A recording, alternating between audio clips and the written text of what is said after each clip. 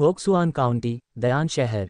Monster पर्वत श्रृंखला से घिरा यह एक विशाल शहर है। इसकी जनसंख्या करोड़ों में है तथा इसके भीतर की शक्तियां और भी अधिक जटिल हैं।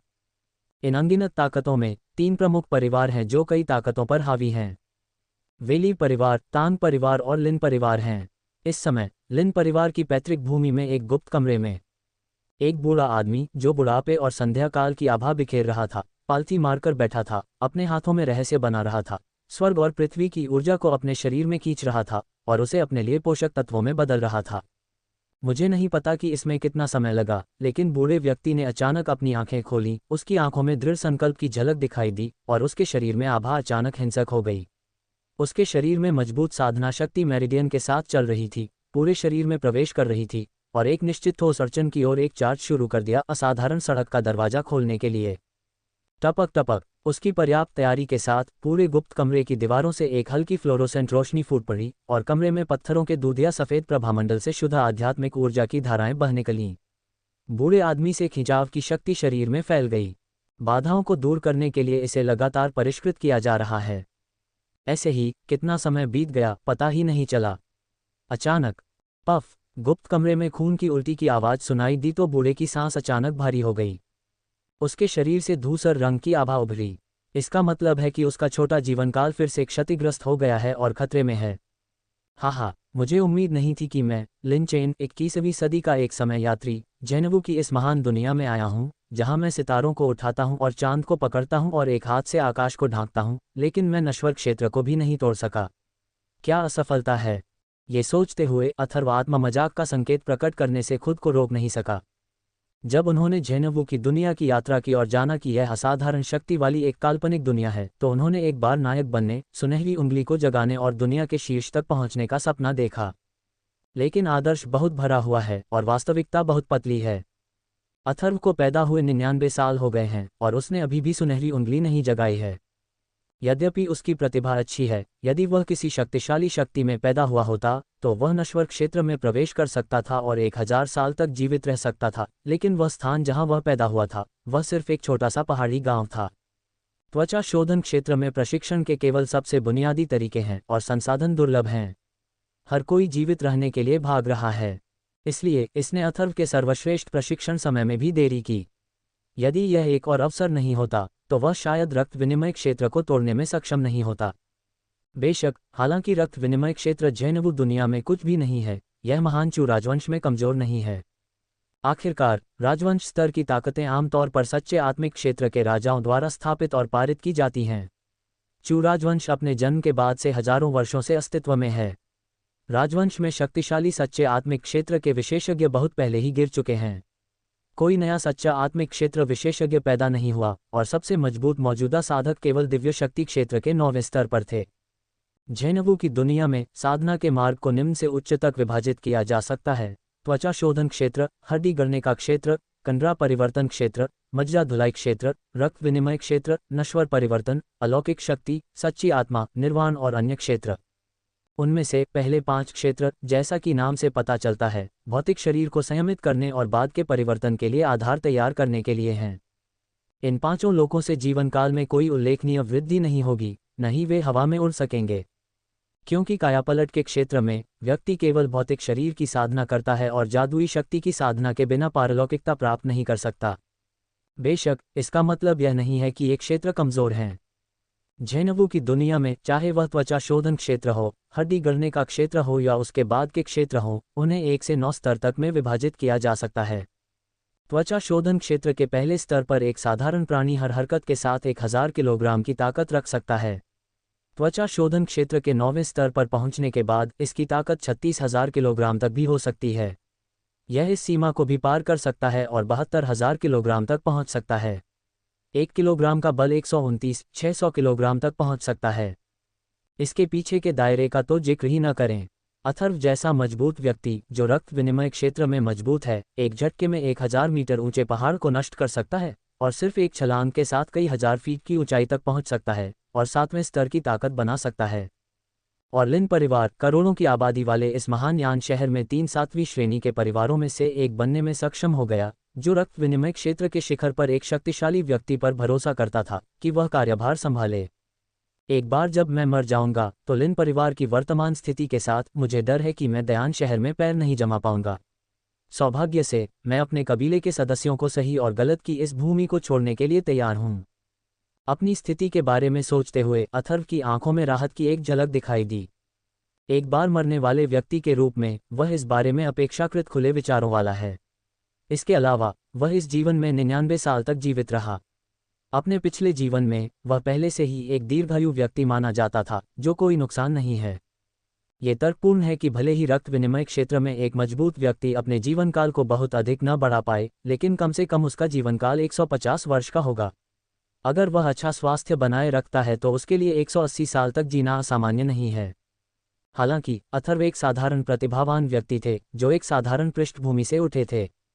यदि हम कड़ी मेहनत नहीं करेंगे और संसाधनों के लिए संघर्ष नहीं करेंगे तो हम आज जहां हैं वहां कैसे पहुंच पाएंगे। सैकड़ों लड़ाइयों में वह अनगिनत बार घायल हो चुका था। कुछ चोटों को ठीक करना जादुई अमृत के बिना मुश्किल था। इसके परिणामस्वरूप उसकी लंबी उम्र रक्त विनिमय क्षेत्र में सामान्य मजबूत पुरुषों की तुलना में कम थी। यह उल्लेख करने की आवश्यकता नहीं है कि इस बार क्षेत्र पर हमला करने का प्रयास विफल रहा और उसे पीछे हटना पड़ा। उसके पास जीने के लिए केवल कुछ महीने ही बचे हैं। उसे अपने परिवार के भविष्य के लिए योजना बनानी होगी। आखिरकार लिन परिवार की प्रसिद्धि में वृद्धि बहुत कम समय तक चली है और उनकी पृष्ठभूमि उथली है। उसके अलावा जो रक्त विनिमय क्षेत्र के शिखर पर है, रक्त विनिमय क्षेत्र में कोई अन्य मजबूत व्यक्ति नहीं है। ग्रेट यान सिटी के अन्य 2 प्रमुख परिवारों के लिए रक्त विनिमय क्षेत्र में स्पष्ट रूप से 3 मजबूत पुरुष प्रभारी हैं। अंतर वास्तव में बहुत बड़ा है। हालांकि जब अथर्व गहन विचार में डूबा हुआ था, ये सोच रहा था कि लिन परिवार के नुकसान को कैसे कम किया जाए, अचानक उसके मन में एक तीव्र पीड़ा हुई। तभी अचानक एक यांत्रिक और ठंडी आवाज़ उसके कानों में पड़ी। सिस्टम सक्रियण के दौरान सबसे शक्तिशाली परिवार प्रणाली को बांधने के लिए मेजबान को बधाई। आपको एक नौसिखिया उपहार पैकेज मिला है, सिस्टम संचालन निर्देश सहित। क्या आप इसे खोल सकते हैं? प्रणाली। यह अचानक हुई आवाज़ सुनकर उसने देखा कि उसके सामने हवा में एक पारदर्शी प्रकाश का पर्दा उभर आया है। पैकेज जैसी वस्तु के लिए हाँ नहीं का विकल्प। अथर्व एक पल के लिए थोड़ा स्तब्ध रह गया। उसके चेहरे पर गहरी खुशी झलकने लगी। यद्यपि वह लगभग 100 वर्षों तक जेनेवू की दुनिया में यात्रा करता रहा, लेकिन वह अपने पिछले जीवन को कभी नहीं भूला और अक्सर अपने मोबाइल फ़ोन पर उपन्यास पढ़ता है। स्वाभाविक रूप से वह सिस्टम के कार्य के बारे में बहुत जागरूक है। ये कहा जा सकता है कि जब तक प्राप्त प्रणाली बहुत बेकार नहीं है, तब तक इसका मेजबान बनना पहले से ही निश्चित है। खुला। बहुत अधिक सोचे बिना अथर्व ने चमकती आंखों से अपने सामने प्रकाश स्क्रीन को देखा और उम्मीद से भरे अपने दिल में चुपचाप कहा, नौसिखिया उपहार पैकेज सफलतापूर्वक खोला गया है। भाग्य की आंख। प्रागैतिहासिक मानव जाति के जन्मजात ताओवादी शरीर की उत्पत्ति, एक मार्शल आर्ट कोड और 1 लाख भाग्य अंक प्राप्त करने के लिए मेजबान को बधाई। भाग्य की आंख। यह उन प्राणियों की साधना, पहचान, भाग्य और यहाँ तक की प्रतिभा को भी देख सकती है जो किसी के अपने 3 लोगों से आगे नहीं जाते। मेजबान की साधना में सुधार के साथ इसकी शक्ति बढ़ती जाती है। जब ये चरम पर पहुंच जाती है तो यह एक सर्वज्ञ और सर्वशक्तिमान आंख के रूप में विकसित हो सकती है। प्रागैतिहासिक मानव जाति के जन्मजात ताओ शरीर की उत्पत्ति। जन्मजात मानव जाति की पहली पीढ़ी के पास मौजूद ताओ शरीर स्वाभाविक रूप से ताओ के करीब है। मेजबान के साथ विलय के बाद योग्यता और समझ दोनों में बहुत सुधार होगा। गर्म अनुस्मारक। क्योंकि जन्मजात ताओ शरीर की उत्पत्ति बहुत विशाल है, मेजबान के साथ वर्तमान ताकत को पूरी तरह से परिष्कृत नहीं किया जा सकता है और मेजबान की ताकत बढ़ने पर ताओ शरीर धीरे धीरे एकीकृत हो जाएगा। Martial art code. मानव जाति के लिए अद्वितीय सर्वोच्च कौशल। इसमें कई जादुई शक्तियां हैं। यदि आप इसका चरम पर अभ्यास करते हैं तो आप सभी स्वर्गों और दुनियाओं में अजेय हो सकते हैं। भाग्य अंक। सिस्टम मॉल में एकमात्र मुद्रा जिसे कई खजाने के लिए बदला जा सकता है। नौसिखिए उपहार पैकेज के खुलने के साथ ही अथर्व के दिमाग में यांत्रिक और ठंडे संकेत गूंजने लगे। साथ ही सिस्टम के ऑपरेटिंग निर्देश भी उसके दिमाग में आते रहे, जिससे उसके चेहरे पर मुस्कान और भी बड़ी होती गई। ये और भी मजबूत होती जा रही है। ये नौसिखिया उपहार पैकेज के नाम के योग्य है। ये वास्तव में उदार है। बाहरी दुनिया में फेंकी गई इनमें से कोई भी चीज़ अनगिनत शक्तिशाली लोगों को पागल करने के लिए पर्याप्त है और इसके परिणामस्वरूप धरती को हिला देने वाला युद्ध छिड़ जाना असामान्य नहीं है। लेकिन अब यह उसे आसानी से प्राप्त हो गया। खैर, मैं अब गंभीर रूप से घायल हो गया हूँ। बेहतर होगा कि मैं पहले ठीक हो जाऊं और फिर प्रागैतिहासिक मानव जाति के जन्मजात ताओ शरीर के मूल में विलीन हो जाऊं। थोड़ी देर बाद अथर्व ने अपने शरीर से हल्का दर्द महसूस किया। उसने भौहें सिकुड़ी और तुरंत सिस्टम मॉल खोला। एक पल में खजानों की एक अंतहीन सूची उसके सामने प्रकट हुई। उसी समय प्रकाश स्क्रीन के बाईं ओर के मध्य में एक आवर्धक कांच जैसा खोज चिन्ह चुपचाप तैर रहा था। अथर्व ने उन खजानों की तरफ देखा भी नहीं जिनके पीछे संख्याओं की एक श्रृंखला थी। अपने दिल में एक विचार के साथ उसने अपनी स्थिति के अनुकूल खजानों की खोज शुरू कर दी। मेरिडियन क्लींजिंग पिल सीधे निगलने पर यह नश्वर क्षेत्र से नीचे के प्राणियों की सभी चोटों को ठीक कर सकती है। प्रतिभा के शीर्ष स्तर से नीचे के प्राणियों पर इसका एक निश्चित सुधार प्रभाव पड़ता है। मूल्य 998 लक पॉइंट। जीवन का झरना जल, इसे सीधे पीने से नश्वर क्षेत्र से नीचे के प्राणियों की सभी चोटें ठीक हो सकती हैं। यह नश्वर क्षेत्र में मजबूत लोगों पर भी अच्छा रिकवरी प्रभाव डालता है। कीमत 888 भाग्य अंक। अच्छी किस्मत की गोली, इसे निगलने और परिष्कृत करने से नश्वर क्षेत्र से नीचे के प्राणियों की सभी चोटें ठीक हो सकती हैं। ये शीर्ष प्रतिभाओं और नश्वर क्षेत्र में मजबूत लोगों पर एक निश्चित सुधार और पुनर्प्राप्ति प्रभाव भी डालता है। कीमत 1288 भाग्य अंक। अपने द्वारा खोजे जा रहे चमकदार खजानों की पंक्तियों को देखते हुए अंततः उसकी नज़र पुनर्जन्म की गोली, जीवन का झरना और ही परिवर्तन की गोली पर पड़ी। कुछ विचार के बाद अथर्व ने जीवन के खजाने के लिए झरने के पानी का आदान प्रदान करना चुना। जन्मजात ताव शरीर की उत्पत्ति के साथ, चाहे वह परिवर्तन की गोली या पुनर्जन्म की गोली के लिए विनिमय करना हो, व्यवहारिकता जीवन वसंत के पानी की तरह लागत प्रभावी नहीं है। आखिरकार इन दो गोलियों द्वारा सुधारी गई योग्यताएं जन्मजात ताव शरीर की उत्पत्ति के लिए बिल्कुल भी उल्लेख करने योग्य नहीं हैं। जैसे ही अथर्व ने निर्णय लिया, 888 भाग्य अंक खर्च करने के बाद अचानक उसके हाथ में जीवन की प्रबल सांस छोड़ती झरने के पानी की एक बोतल प्रकट हुई। टन टन टन, बिना किसी हिचकिचाहट के अथर्व ने उसे अपने मुंह में डाल लिया। समृद्ध जीवन शक्ति ने तुरंत पूरे शरीर को भर दिया और शरीर जो अभी भी थोड़ा दर्द कर रहा था, वह मां के शरीर में वापस आ गया, गर्मी और आराम से भरा हुआ, जिससे उसका टूटा हुआ शरीर नग्न आंखों से दिखाई देने वाली गति से ठीक हो गया। 1/4 घंटे बाद जब अथर्व ने दवा पचाना समाप्त किया तो उसका पूरा आभामंडल मौलिक रूप से बदल गया। सबसे पहले उसके शरीर में व्याप्त मृत्युमय आभा गायब हो गई है, और दूसरी बात, उसका मूल रूप से अत्यंत बूढ़ा शरीर भी वापस मध्यम आयु वर्ग का हो गया है। मेरी वर्तमान स्थिति के आधार पर भले ही मैं परिवर्तन के दायरे तक नहीं पहुंच पाऊं, तो भी मैं 300 साल तक जीवित रह सकता हूं। ये सचमुच जीवन का झरना है। इसका प्रभाव सचमुच भयानक है। अपने शरीर में परिवर्तन महसूस करते हुए अथर्व की आंखों में आश्चर्य की चमक देखी जा सकती थी। एक मजबूत व्यक्ति के रूप में जो लगभग 100 वर्षों से महान चू राजवंश में संघर्ष कर रहा है, वह अच्छी तरह से जानता है कि अगर जीवन के वसंत का प्रभाव दूसरों को पता चल जाए तो किस तरह की सनसनी पैदा होगी, यहाँ तक कि उन लोगों के लिए भी जो परिवर्तन के क्षेत्र में हजारों वर्षों से रह रहे हैं। मजबूत लोग इससे लुभाए जाएंगे। इस प्रणाली के लागू होने के बाद जब तक मैं अपने परिवार का विकास और विस्तार करना जारी रखूंगा, मैं लगातार भाग्य अंक प्राप्त कर सकता हूं। लेकिन एक बल के विकास से अनिवार्य रूप से अन्य बलों के हितों पर प्रभाव पड़ेगा। जब तक आपके पास पूर्ण शक्ति न हो तब तक आप बहुत अधिक हाई प्रोफाइल नहीं हो सकते। बेशक अगर कोई ताकत मुझे लिन परिवार के सामने धमकाती है तो यह एक अलग मामला होगा। एक आम आदमी जैद ले जाने का दोषी नहीं है। अथर्व निश्चित रूप से सिस्टम के अस्तित्व को उजागर नहीं करेगा, लेकिन परिवार को विकसित करने के लिए आपको मजबूत लोगों को विकसित करने के लिए संसाधनों का आवंटन करना होगा।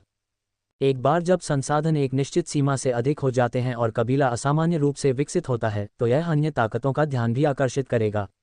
इसके अलावा लिन परिवार के पास वर्तमान में रक्त विनिमय क्षेत्र में उसके अलावा कोई अन्य मजबूत लोग नहीं हैं। इसलिए अथर्व ने फैसला किया कि भले ही वह जन्मजात दाव को परिष्कृत कर ले, भले ही उसके शरीर की उत्पत्ति नश्वर परिवर्तन के दायरे से टूट गई हो, लेकिन वह खुद को उजागर करने का इरादा नहीं रखता था जब तक कि एक दिन लिन परिवार की नींव में सुधार न हो जाए। स्थिर रहना ही सही रास्ता है, चाहे कितनी भी चीजें हों। आइए सबसे पहले प्रागैतिहासिक मानव जाति के जन्मजात ताव शरीर की उत्पत्ति को परिष्कृत करें। अपने दिल में गंदे विचारों को बलपूर्वक दबाते हुए अथर्व ने जन्मजात ताव शरीर की उत्पत्ति पर ध्यान केंद्रित किया। मन में यही विचार रखते हुए उन्होंने समलन को चुना। एक पल में सहज मार्ग की उत्पत्ति की धाराएं अचानक पतली हवा से उसके शरीर में प्रकट हुईं, अंतहीन रहस्यों और पोषक तत्वों में बदल गईं, लगातार उसके शरीर, आत्मा और यहाँ तक कि साधना को पोषण दे रही थीं। उसी समय स्वर्ग और पृथ्वी की आध्यात्मिक ऊर्जा जो शून्य को भरती थी, वह भी एक अकथनीय खिंचाव बल के तहत उसके शरीर में भरती रही। कुछ समय के लिए अथर्व की व्यापक नींव लगातार बढ़ने लगी। मूलतः उनकी प्रतिभा केवल शीर्ष स्तर तक ही सीमित थी, लेकिन कुछ ही समय में उन्हें शीर्ष स्तर तक पदोन्नत कर दिया गया। और यह अभी खत्म नहीं हुआ है। सर्वोच्च योग्यता, जन्मजात आध्यात्मिक शरीर, जन्मजात खजाना शरीर। मुझे नहीं पता कि कितना समय बीत चुका है, लेकिन जब तक अथर्व उस सीमा तक पहुंच गया जिसे उसका शरीर सहन कर सकता था, तब तक उसकी प्रतिभा शीर्ष स्तरीय जन्मजात खजाना शरीर के स्तर तक बढ़ गई थी, जो जन्मजात दिव्य शरीर से केवल एक कदम दूर थी। गड़गड़ाहट। यही वह क्षण था जब अथर्व की आभा ज्वालामुखी के फटने की तरह तेजी से बढ़ने लगी। रक्त विनिमय क्षेत्र का 9वां स्तर, नश्वर क्षेत्र का पहला स्तर, नश्वर क्षेत्र का दूसरा स्तर। ये सीधे ऊपर चढ़ता गया और नश्वर क्षेत्र के चौथे स्तर पर पहुंच गया, फिर धीरे धीरे रुक गया। और ऐसा इसलिए है क्योंकि अधिकांश ऊर्जा और रहस्य का उपयोग नींव का अभ्यास करने के लिए किया जाता है। अन्यथा अथर्व को लगता है कि भले ही वह एक सांस में जादुई क्षेत्र में भाग सकता है, यह असंभव नहीं है। लेकिन यद्यपि मेरी साधना का स्तर केवल नश्वर परिवर्तन क्षेत्र के चौथे स्तर तक ही पहुंचा है, फिर भी मेरा आधार अत्यंत गहरा हो गया है और मेरी युद्ध शक्ति नश्वर परिवर्तन क्षेत्र के 7वें स्तर के बराबर है। इसके बारे में सोचते हुए अथर्व अपने चेहरे पर मुस्कान लाए बिना नहीं रह सका। आपको पता होना चाहिए कि यह तब भी मामला है जब उसने मार्शल आर्ट का अभ्यास नहीं किया है और जादुई शक्तियों को नहीं सीखा है। एक बार जब वह सीखने में सफल हो जाता है तो उसकी लड़ाकू शक्ति बढ़ती रहेगी।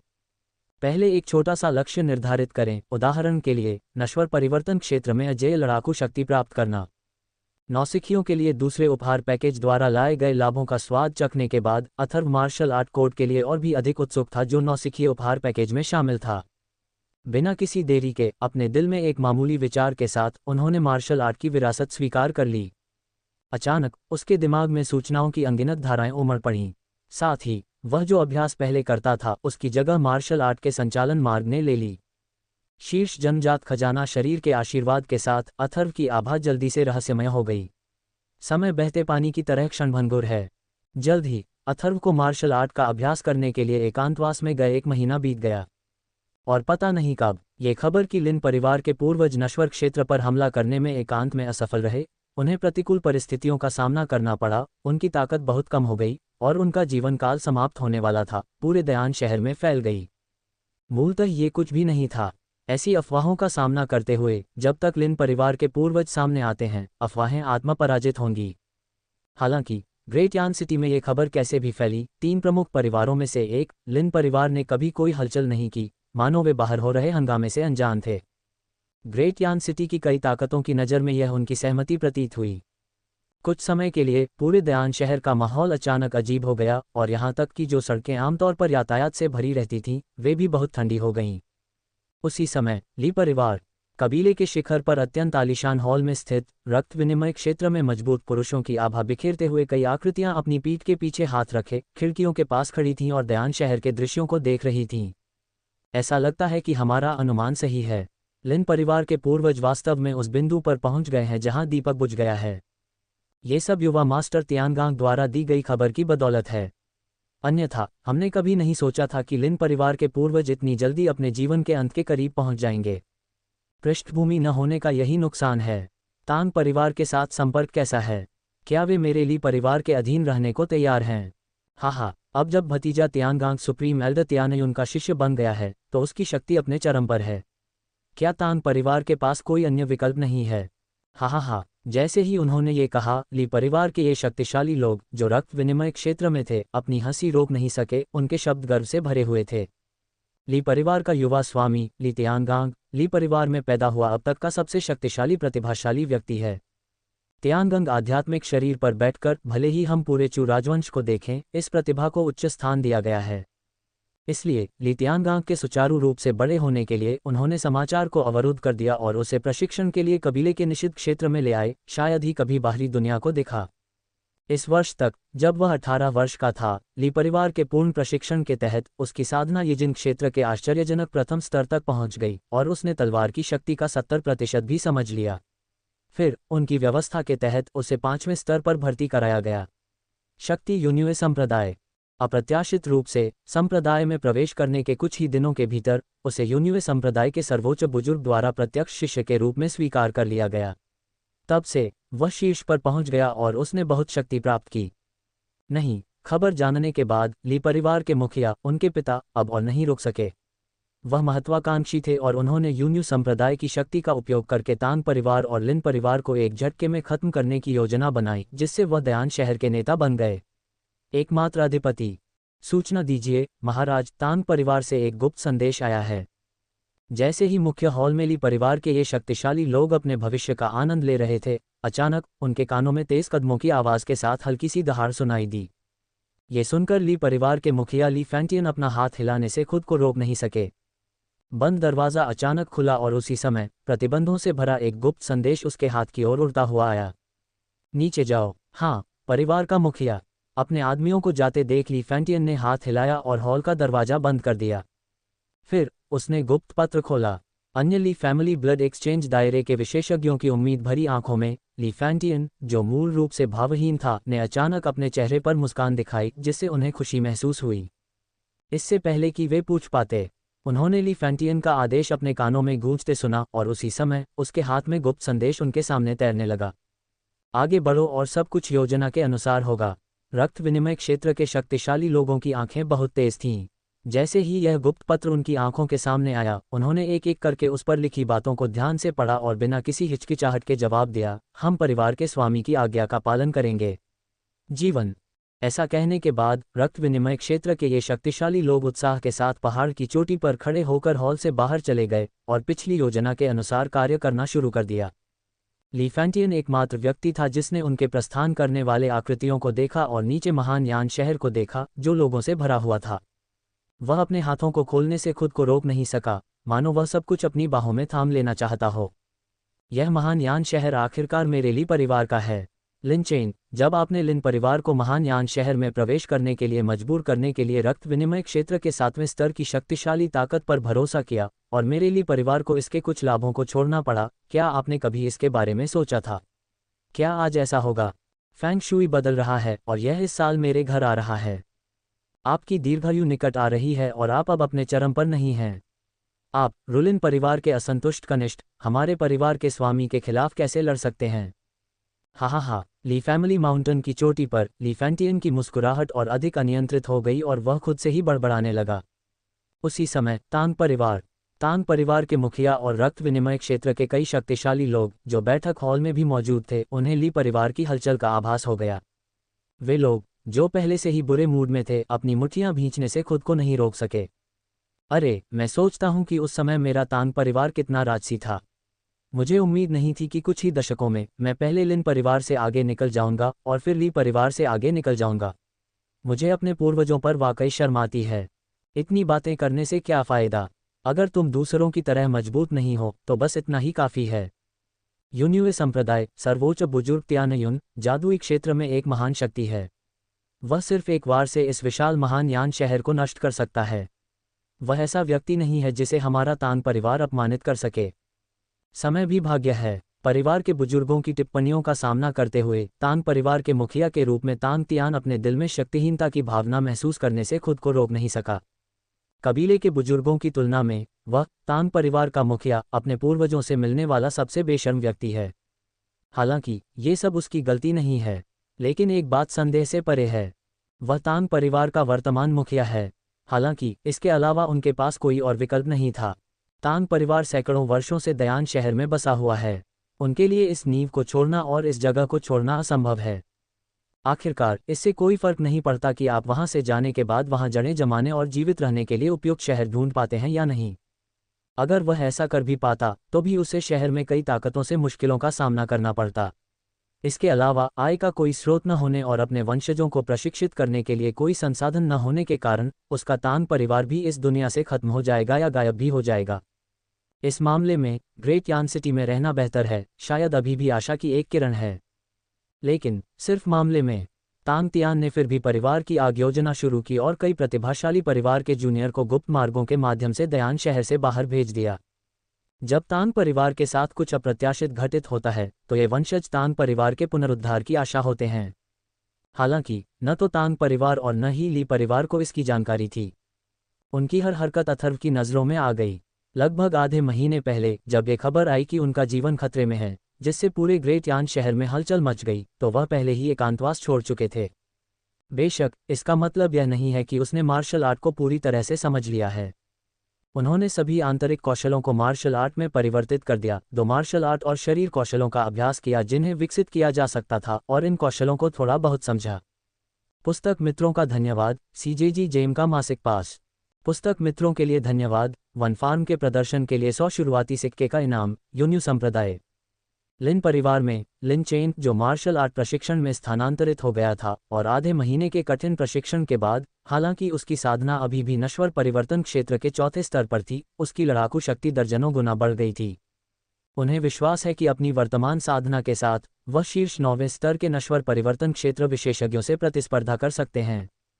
यहाँ तक कि उन प्रतिभाशाली लोगों का सामना करते हुए जो परिवर्तन के 9वें स्तर पर हैं, उनमें लड़ने की ताकत है। और यह सिर्फ 1 महीने के अभ्यास का परिणाम है। अथर्व का मानना था कि अगर उसे कुछ और महीने दिए जाएं तो वह जादुई क्षेत्र में महान शक्तिशाली व्यक्ति के खिलाफ लड़ने या उसे हराने में सक्षम हो जाएगा। इसलिए अथर्व को यून्यू संप्रदाय से संभावित खतरे की चिंता नहीं थी। ली परिवार और तांग परिवार की कार्रवाइयों की तो बात ही छोड़िए। तांग परिवार, ली परिवार और उसके पीछे यून्यू संप्रदाय एक अच्छा प्रशिक्षण पत्थर हैं। जब उसने इस बारे में सोचा तो अथर्व की नज़र लिन परिवार पर पड़ी। सटीक रूप से कहें तो लिन परिवार के मुखिया और वे कुछ ताकतवर लोग जो रक्त विनिमय क्षेत्र से केवल 1 कदम की दूरी पर थे। अथर्व ने उनसे ये तथ्य नहीं छिपाया कि वह परिवर्तन के क्षेत्र में पहुंच चुका था। सबसे पहली बात तो ये कि इसे छिपाने की कोई ज़रूरत नहीं है। आखिरकार वे मूर्ख नहीं हैं। लिन चेन, जिसने नश्वर क्षेत्र में प्रवेश किया और अपने जीवनकाल को बहुत बढ़ाया, अपने 20वें दशक में अपने स्वरूप में वापस आ गया है। इतने बड़े बदलाव के साथ कोई भी व्यक्ति जिसे साधना के क्षेत्र का थोड़ा भी ज्ञान है, वह जान जाएगा कि क्या हुआ था। दूसरे, इससे लिन परिवार के वरिष्ठ नेताओं को तांग परिवार और ली परिवार का सामना करने का आत्मविश्वास भी मिलता है। मज्जा सफाई क्षेत्र से रक्त विनिमय क्षेत्र तक पहुंचने के लिए आवश्यक खजाने सिस्टम मॉल में महंगे नहीं हैं। उन्हें केवल कुछ सौभाग्य बिंदुओं की लागत आती है, साथ ही योग्यता बढ़ाने और लिन परिवार के लिए उपयुक्त कुछ अभ्यास और मार्शल आर्ट के लिए विनिमय करने के लिए कुछ खजाने। कुल मिलाकर इसकी लागत 50,000 से अधिक भाग्य बिंदुओं से अधिक है। जब तक वे रक्त विनिमय क्षेत्र में प्रवेश कर जाते हैं और अपने कबीले के सदस्यों द्वारा अभ्यास किए गए कौशलों के प्रतिस्थापन को पूरा कर लेते हैं, तब तक उन्हें इन खोए हुए भाग्य बिंदुओं को वापस पाने में अधिक समय नहीं लगेगा। यदि वे तांग परिवार और ली परिवार को जीत सकते हैं और ग्रेट यान सिटी पर हावी हो सकते हैं, तो जब उन्होंने इसके लाभों के बारे में सोचा तो अथर्व की आंखें चमक उठीं। ये सच है कि अपनी वर्तमान ताकत के साथ वह आसानी से लिन परिवार को ग्रेट यान सिटी पर हावी होने दे सकता है। हालांकि उसके अलावा लिन परिवार के पास वर्तमान में रक्त विनिमय क्षेत्र में एक भी मजबूत व्यक्ति नहीं है। ग्रेट यान सिटी पर हावी होना निस्संदेह एक धन्यवाद रहित कार्य है। इसलिए उनका कोई कार्रवाई करने का इरादा नहीं था। इसके बजाय ये कार्य लिन परिवार के वर्तमान मुखिया और मज्जा सफाई क्षेत्र के 9वें स्तर के बुजुर्गों को सौंप दिया गया। वैसे भी उन्होंने उन्हें वापसी के लिए परिस्थितियां प्रदान कर दी हैं। यदि वे ऐसा नहीं कर सकते तो सबसे खराब स्थिति यह है कि उन्हें उनके पदों से हटा दिया जाए, परिवार के पैतृक भवन में निष्क्रिय बुजुर्ग के रूप में प्रवेश कराया जाए, एकांत में जाकर अभ्यास कराया जाए तथा उनके स्थान पर किसी ऐसे व्यक्ति को रखा जाए जो ऐसा कर सकता हो। वैसे भी उसके नेतृत्व में लिन परिवार पहले से ही अजेय स्थिति में है। उनके साथ खेलने के लिए बहुत समय है। ये सोचते हुए अथर्व ने लिन परिवार के मुखिया लिन वुडी और लिन परिवार के मज्जा सफाई क्षेत्र के 9वें स्तर के बुजुर्गों पर फिर से नजर डाली। उसने अपने दिमाग में एक निशान छोड़ा, हमेशा ग्रेट यान सिटी की स्थिति पर ध्यान देते हुए, और फिर मुड़कर गायब हो गया। मेरी मौत की सही खबर मिलने से पहले ली परिवार और तांग परिवार निश्चित रूप से मेरे लिन परिवार पर बड़े पैमाने पर हमला करने की हिम्मत नहीं करेंगे। दूसरे शब्दों में, आपके पास अभी भी कम से कम 3 महीने का विकास समय है, और यह आपके परिवर्तन का एक अवसर भी है। मुझे उम्मीद है कि यह मुझे निराश नहीं करेगा। इन शब्दों का अनुसरण करते हुए उन्होंने लिन वुडी और बुजुर्गों के कानों में प्रवेश किया। परिणामस्वरूप वे, जो मूल रूप से तांग परिवार और ली परिवार से निपटने के तरीके पर चर्चा कर रहे थे, एक दूसरे को देखने से खुद को रोक नहीं सके, और उन सभी ने एक दूसरे की आंखों में तत्परता की भावना देखी। यह उल्लेख करना आवश्यक नहीं है कि अथर्व ने लिन परिवार के पूर्वज के रूप में अकेले ही लिन परिवार की स्थापना की थी और परिवार के सभी सदस्यों के दिलों में उनकी अद्वितीय प्रतिष्ठा है। यूँ कहें कि अफवाहों के कारण अचानक उनके सामने आए पूर्वजों के तरीके और चौंकाने वाले संसाधन उनके लिए पूर्वजों की ताकत और पृष्ठभूमि के बारे में कुछ अनुमान लगाने के लिए पर्याप्त थे। पूर्वज की शक्ति और अधिक भयावह होती जा रही है। ये हमारे लिन परिवार का सौभाग्य है। हालांकि अगर हम अपने पूर्वजों की स्वीकृति प्राप्त करना चाहते हैं और लिन परिवार के प्रभारी बने रहना चाहते हैं, तो हमें परीक्षा पास करनी होगी और ली परिवार और तांग परिवार को जीतना होगा। समय बीत रहा है। ऐसा कहने के बाद यदि आप प्रयास नहीं करते हैं तो आपको कैसे पता चलेगा कि यह पूरा नहीं हो सकता है। इसके अलावा जब तक वे पूर्वज की मृत्यु की खबर की पुष्टि नहीं करते हैं, तब तक वे मेरे लिन परिवार पर हमला करने के लिए अपनी पूरी ताकत का उपयोग करने की हिम्मत नहीं करेंगे। जब तक हम व्यवस्था करते हैं, हमें इसे 1 या 2 महीने का समय देने में सक्षम होना चाहिए। हाँ, लेकिन कोई बात नहीं, इस दुनिया में ताकत का अभी भी सम्मान किया जाता है। योजना बनाने से पहले चलो एकांत में रक्त विनिमय क्षेत्र को तोड़ते हैं। आधे महीने की तैयारी के बाद लिन वुडी और बुजुर्गों ने अपनी योग्यता में सुधार करने के लिए पहले से ही अमृत को पचा लिया था, और मार्शल आर्ट का अध्ययन करते हुए उन्होंने पारिवारिक मामलों को पहले से व्यवस्थित कर लिया था। सौभाग्य से लिन परिवार का विकास बहुत कम समय से हुआ है। उसके पास आदिवासियों की संख्या केवल कुछ 100 है, इसलिए उसे ज़्यादा चीज़ों से निपटना नहीं पड़ता।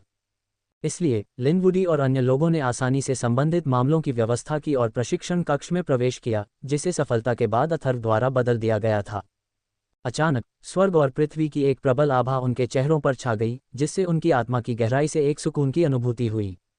ये बहुत समृद्ध आध्यात्मिक ऊर्जा है। यहाँ आध्यात्मिक ऊर्जा का संकेंद्रण संभवतः बाहरी दुनिया से कई गुना अधिक है ना? पूर्वज नश्वर परिवर्तन क्षेत्र में एक शक्तिशाली व्यक्ति होने के योग्य है और उसके तरीके वास्तव में भयानक हैं। ऐसे आध्यात्मिक रूप से समृद्ध साधना वातावरण की सहायता से रक्त विनिमय क्षेत्र तक पहुंचना पहले से ही एक निश्चित बात है। अच्छा, गुप्त कमरे में बेहतर साधना वातावरण महसूस करते हुए लिन वुडी और अन्य लोग सुखद आश्चर्यचकित हुए। आप जानते हैं, अथर्व द्वारा उन्हें दिए गए अमृत और खजाने के साथ उनकी योग्यता लंबे समय से जापानियों के लिए अतुलनीय रही है। सबसे बुरे लोगों के पास भी उच्च स्तरीय साधना योग्यताएं होती हैं और बलवान लोग आत्मिक शरीर से केवल एक कदम की दूरी पर होते हैं। ऐसी योग्यताएं महान चू राजवंश में भी थोड़ी प्रतिभा कहलाने के लिए पर्याप्त हैं। यहाँ तक कि नश्वर परिवर्तन क्षेत्र के अधिकांश शक्तिशाली लोगों के पास भी यही योग्यता है।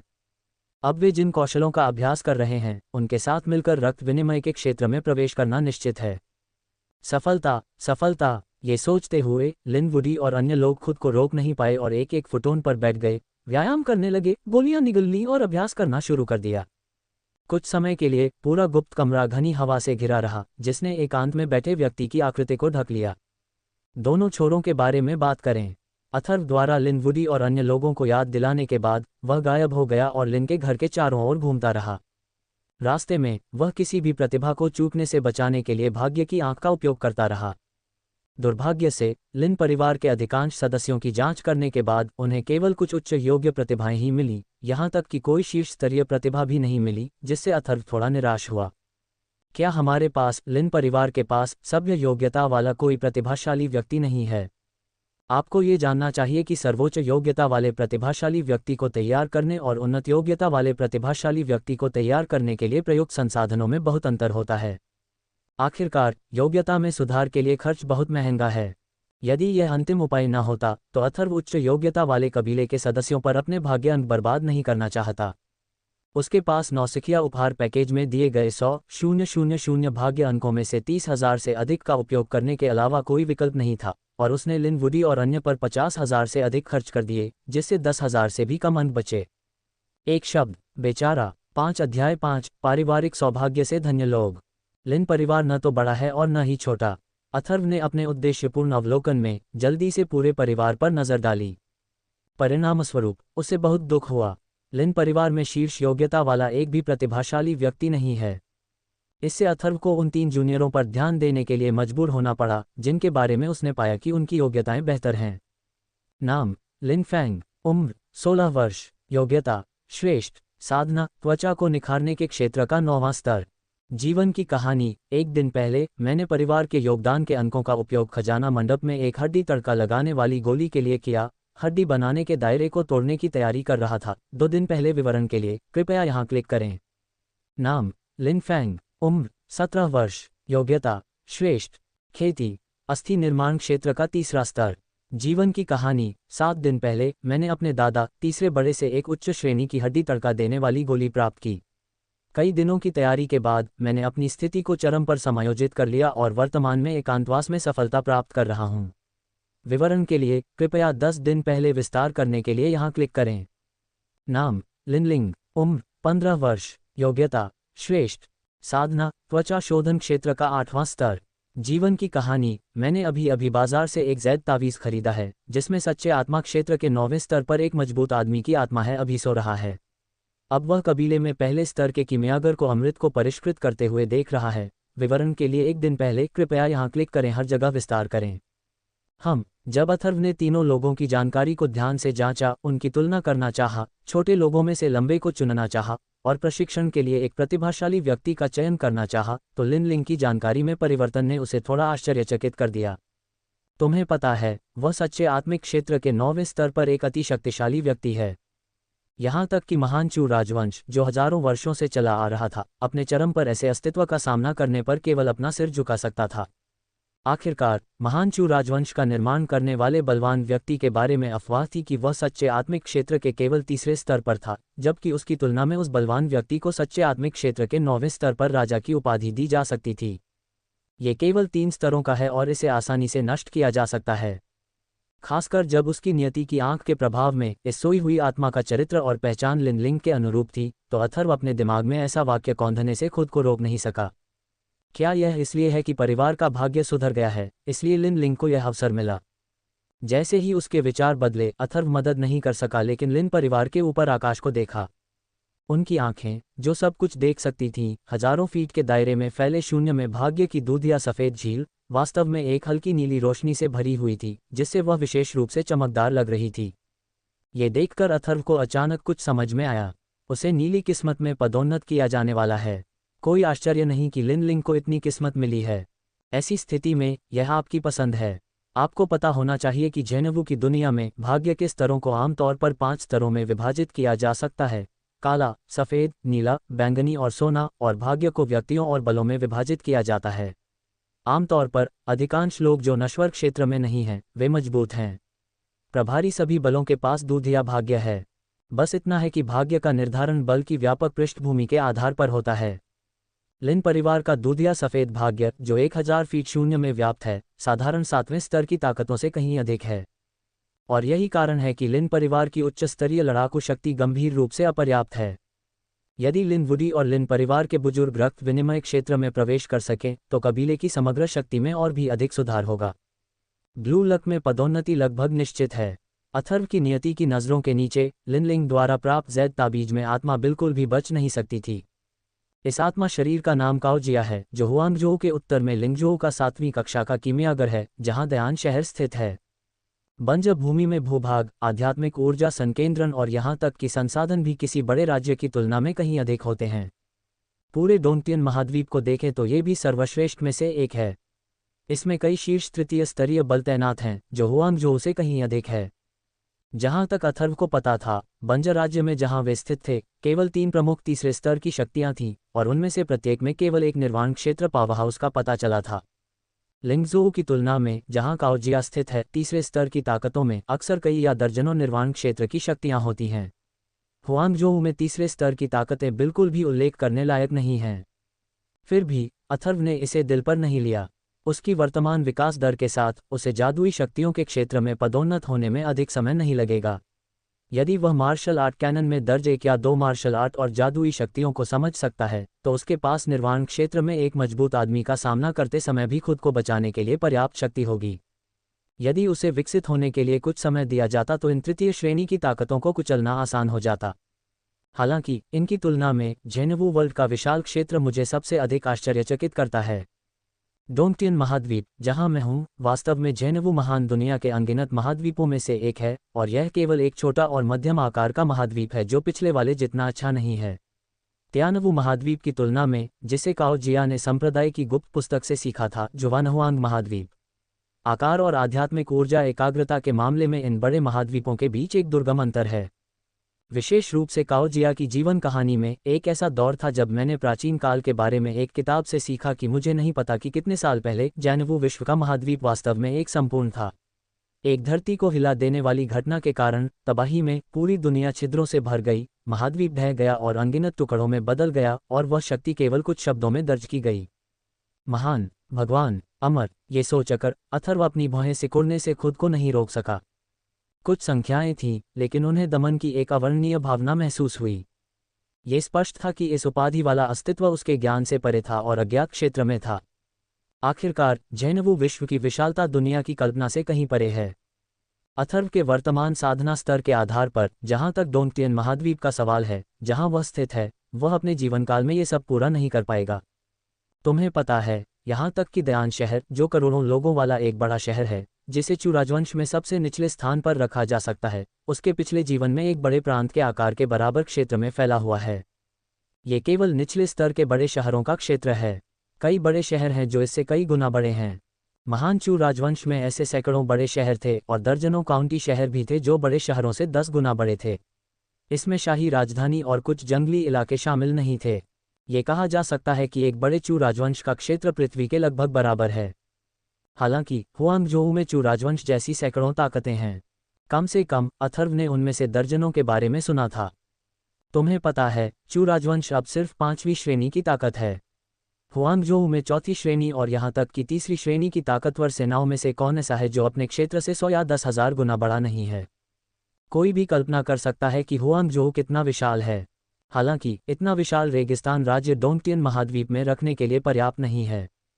पूरे डोंगटियन महाद्वीप में कुल 99 और 81 राज्य हैं और हुआंगझोऊ को केवल सबसे निचले स्थान पर रखा जा सकता है। इसी तरह डोंगटियन महाद्वीप को जेनेवु महान दुनिया में रखा गया है, ठीक उसी तरह जैसे चू राजवंश को डोंगटियन महाद्वीप में रखा गया है। अंतर अतुलनीय है। 6 कार्य को ट्रिगर करें, कृपया पढ़ें और एकत्र करें। जेनेवु की इतनी विशाल दुनिया वास्तव में शक्तिशाली पुरुषों द्वारा चकनाचूर की जा सकती है। इस दुनिया में पानी मेरी कल्पना से कहीं अधिक गहरा है। ऐसा लगता है कि मेरा पिछला चुनाव सही था। जितना अधिक आप जानेंगे, उतना ही अधिक लोग इस दुनिया से विस्मित होंगे। अथर्व के लिए भी यही सच है। यदि उसने पहले तांग परिवार और ली परिवार को लिनवुडी और अन्य लोगों के पास छोड़ने का फैसला किया था, तो वह कार्रवाई करने का इरादा नहीं रखता था, बल्कि वह सिर्फ परिवार की कुछ युवा पीढ़ियों को भाग्य अंक हासिल करने के लिए तैयार करने के लिए प्रशिक्षित करना चाहता था। तो अब अथर्व ने इस कदम की पूरी तरह से पुष्टि कर दी है। चूंकि यह प्रणाली मुझे अपने परिवार को विकसित करने की अनुमति देती है, इसलिए भविष्य में लिन परिवार के सामने आने वाली किसी भी समस्या को यथासंभव हल करने की जिम्मेदारी उन पर ही छोड़ दी जाएगी। और मेरा अस्तित्व ये सुनिश्चित करने के लिए है कि परिवार को बुनियादी क्षति न पहुंचे। इस व्यवस्था के रहते परिवार का विकास निश्चित रूप से पुरानी शैली के अनुसार नहीं हो सकेगा। आखिरकार लिन परिवार के एक निश्चित सीमा तक विकसित होने से पहले वास्तव में कोई दूसरा रास्ता नहीं था। यदि आप ग्रेट यान सिटी में अपना आधार नहीं बनाते हैं, तो आप स्वयं को और यहाँ तक कि अपने कबीले की खेती को सहारा देने के लिए लगातार और स्थिर रूप से पर्याप्त संसाधन प्राप्त नहीं कर पाएंगे। इसलिए वह दयान शहर में जबरन घुसने के लिए अपनी ताकत पर निर्भर करेगा, ली परिवार और तांग परिवार को अपने अधीन करेगा और फिर लिन परिवार की खपत का समर्थन करने के लिए मुनाफे का कुछ हिस्सा बांटेगा। यद्यपि यह बहुत लाभदायक है, लेकिन ये बहुत खतरनाक भी है। यदि एक भी चीज़ ठीक नहीं हुई तो पूरा खेल ही पलट जाएगा और सारा खेल ही खत्म हो जाएगा। ये पता चला है कि परिवार का भाग्य उस व्यक्ति का साथ देता है। मुख्य मिशन को शुरू करने और लिन लिंग को महान यान राजवंश की प्रतिभा सूची में शामिल करने के लिए प्रशिक्षण देने के लिए मेजबान को बधाई। कार्य पूरा करने के बाद आपको प्रतिभा सूची में आपकी रैंकिंग के आधार पर उदार पुरस्कार प्राप्त होंगे। परिवार के वंशज लिन लिंग के पास प्राकृतिक परिस्थितियों का पता लगाना, लिन लिंग को कीमियागर बनने के लिए प्रशिक्षित करने के लिए एक साइड मिशन को ट्रिगर करना। गर्म अनुस्मारक, यह मिशन कई चरणों में विभाजित है। हर बार जब आप एक स्तर पर पदोन्नत होते हैं, तो एक इनाम जारी किया जाएगा। स्तर जितना अधिक होगा, इनाम उतना ही उदार होगा। उद्धरण चिन्ह, किसी भी मिशन में असफलता के लिए कोई दंड नहीं है। जब अथर्व बहुत सोच रहा था, अचानक एक यांत्रिक और ठंडी आवाज़ उसके कानों में सुनाई दी। हो, इसने वास्तव में एक सिस्टम कार्य को सक्रिय कर दिया। कार्य की विशिष्ट सामग्री को देखकर अथर्व अपने चेहरे पर एक हल्की मुस्कान लाए बिना नहीं रह सका। मूल रूप से उसने परिवार को तेजी से विकास हासिल करने में मदद करने के लिए लिनलिंग को एक उच्च स्तरीय कीमियागर बनने के लिए प्रशिक्षित करने की योजना बनाई थी, इसलिए स्वाभाविक रूप से वह इस कार्य को अस्वीकार नहीं करेगा। जहां तक महान चू राजवंश की प्रतिभाओं की सूची में शामिल होने की बात है, तो यह महज संयोग की बात थी। यदि आप उच्च स्तरीय कीमियागर बनना चाहते हैं, यदि आप महान चू राजवंश के प्रतिभाशाली लोगों की सूची में शामिल होने के योग्य भी नहीं हैं, तो इसके बारे में सपने भी न देखें। आखिरकार एक उच्च स्तरीय कीमियागर कम से कम सच्चे आत्मिक क्षेत्र से ऊपर एक शक्तिशाली व्यक्ति होता है, जो कि महान चू राजवंश की तुलना में कहीं अधिक है। यदि आप जेनेवु विश्व में कीमियागर बनना चाहते हैं, तो केवल 2 आवश्यकताएं हैं। सबसे पहले आपको अग्नि गुण कौशल का अभ्यास करना होगा और दूसरा, आपकी आत्मा की शक्ति सामान्य जीवित प्राणियों की तुलना में 3 गुना अधिक होनी चाहिए। आत्मा की शक्ति जितनी अधिक प्रबल होगी, कीमिया में उसकी क्षमता उतनी ही अधिक होगी। बेशक ये वह समय है जब यह अग्नि विशेषता कौशल का अभ्यास करने के लिए भी उपयुक्त है। कुछ ही दूरी पर लिनलिंग की ओर देखते हुए अथर्व अपने मन में कीमियागर बनने के लिए आवश्यक शर्तों के बारे में बहुत सारी जानकारी को कौंधने से खुद को रोक नहीं सका। अपने भाग्य की नज़र में लिनलिंग की प्रतिभा अभी भी अग्नि आधारित अभ्यासों के लिए अधिक उपयुक्त है, लेकिन उसकी आत्मा की शक्ति एक साधारण व्यक्ति की तुलना में केवल 2 गुनी है और कीमियागर बनने के आधार से 3 गुना नहीं है। हालांकि अथर्व के लिए यह मुश्किल नहीं है। शीर्ष श्रेणी के चौथे दर्जे के अमृत आत्मा को पोषण देने वाले अमृत की कीमत 9,999 भाग्य अंक है। यह उसकी वर्तमान स्थिति के लिए सबसे उपयुक्त अमृत होना चाहिए। ये थोड़ी सी किस्मत सचमुच काफ़ी नहीं है।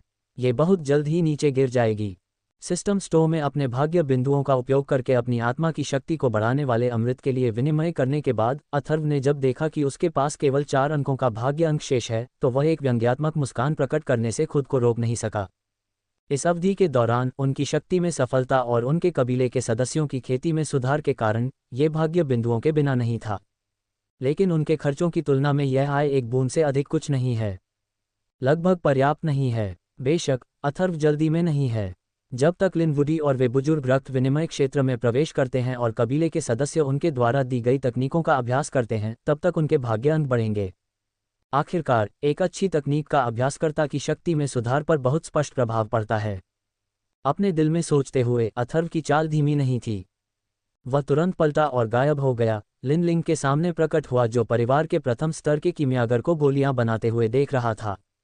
कौन? अथर्व को अचानक देखकर लिनलिंग का शरीर तुरंत तनावग्रस्त हो गया और सतर्कता की स्थिति में आ गया।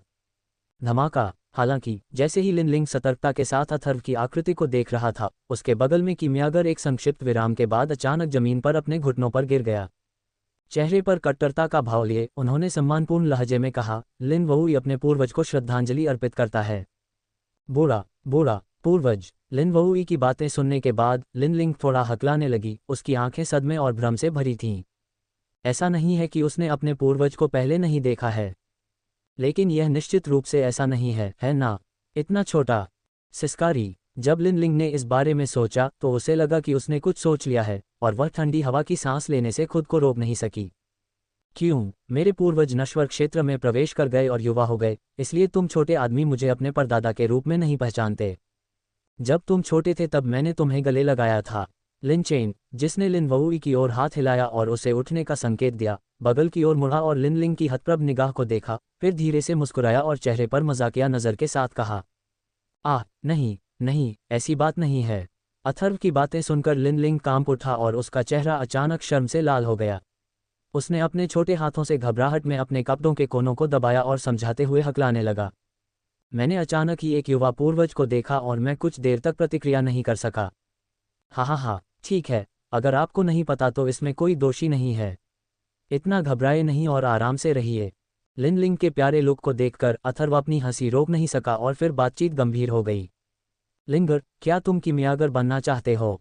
पूर्वज की दयालुता से लिनलिंग को बहुत आराम मिला, लेकिन इसके बाद उन्होंने जो कहा उससे वह दंग रह गए। कीमियागर बने? हाँ बिल्कुल, मैंने कभी इसका सपना भी नहीं देखा था। अगर मैं एक कीमियागर बन सकता हूँ, भले ही मैं केवल एक प्रथम स्तरीय कीमियागर हूँ, तो मेरे पिता को मेरी माँ के जीवन को बनाए रखने के लिए अमृत खरीदने के लिए अपने सभी साधना संसाधनों का उपयोग नहीं करना पड़ेगा। अगर मैं एक महान चौथे स्तर का कीमियागर बन सकता हूँ, तो मैं अपनी माँ को चोटों से पूरी तरह से ठीक कर सकता हूँ। हालांकि मेरी आत्मिक शक्ति अपर्याप्त है और मैं किसी भी तरह से कीमियागर नहीं बन सकता। लिनलिंग ने अपने होंठ कसकर काटे। उसकी आंखों में दर्द की झलक दिखी। कुछ लोग अपने पिता के प्रयासों के कारण दुखी होते हैं, जबकि अन्य अपनी मां की बीमारी के कारण शक्तिहीन महसूस करते हैं। यदि परिवार के बुजुर्गों द्वारा वर्षों से दी जा रही सहायता न होती, तो उनका परिवार बहुत पहले ही अपना गुजारा नहीं कर पाता। ये सुनकर अथर्व चुप हो गया। लिनलिंग की मां के बारे में भी उनके मन में कुछ धारणाएं थीं। शुरुआती दिनों में उसने लिन परिवार के लिए बहुत कुछ चुकाया। हालांकि जब वह एक मिशन पर था, तो वह मॉन्स्टर पर्वत में एक खूनी मकड़ी के विष से संक्रमित हो गया। हालांकि बाद में आए लिन परिवार के मजबूत लोगों ने उसे बचा लिया, लेकिन अंत में बहुत देर हो चुकी थी। और लिनलिंग के पिता भी एक मोहित आदमी हैं।